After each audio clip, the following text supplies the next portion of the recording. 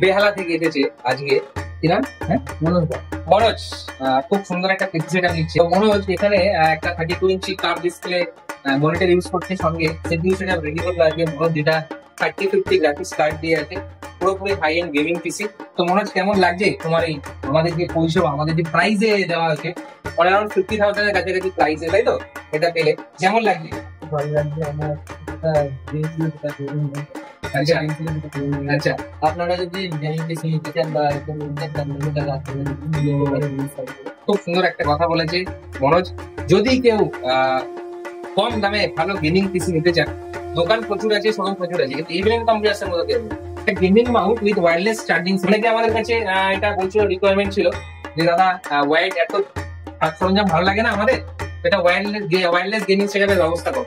তো আজকে আমরা পুরোপুরি ওয়্যারলেস গেমিং সেটআপ নিয়ে এসেছি, যা রিভিউ হবে। খুব সুন্দর মেকানিক্যাল টাইপের কিবোর্ড গেমিং, তো ওয়্যারলেস গেমিং সিস্টেম খুব সুন্দর একটা।